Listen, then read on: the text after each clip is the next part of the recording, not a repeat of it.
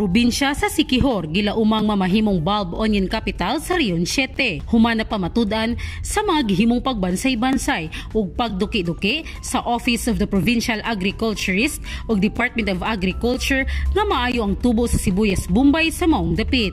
Tungod niini, gihatagan og suporta sa DA7 pinaagi sa pagpatukod og mga bulb onion hangers sa upat ka lugar. Usa niini gitukod sa Barangay Lower Kabangkalan, lungsod sa Lazi, di napahimuslan sa Triple M Farmers Association. Ang Triple M naglangkob sa tulo ka barangay. Mahugani, mangga ug magtalisay. Sa una nagtanom nami og sibuyas.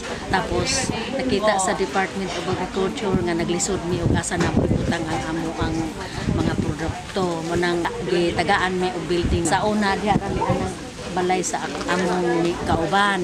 Tapos ug mag-ulan maglisod mi naghuot na pag-ayo ana rami mo pasilong diha sa ilawom sa sambag. Moabot sa 15.4 metric tons matag ektarya ang gilaumang ma-harvest. Ani manguni ikuang post-harvest activity kining curing.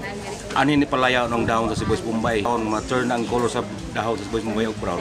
Kung iputlo na siya, ana na siya ipundo para mas mataas-taas ang iyang storing capacity ba. Kaya kung imo siya kuwag dahon nga fresh pa, na posibilidad nga balik tubo ang Bombay. Gawas sa sibuyas Bombay, gihimo usab nga demo farm sa Utanon ang 1/4 hektarya nga luna. Nananom sila og mga vegetables, no? Pinakbet at the same time itaga na mog emphasis kining babon yun. Ibutan gani siya tungod og alang ginaning sibuyas Bombay.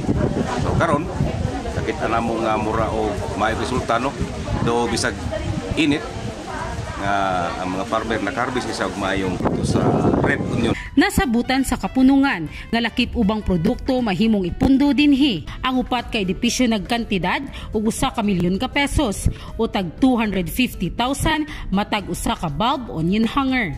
Salamat sa Department of Agriculture!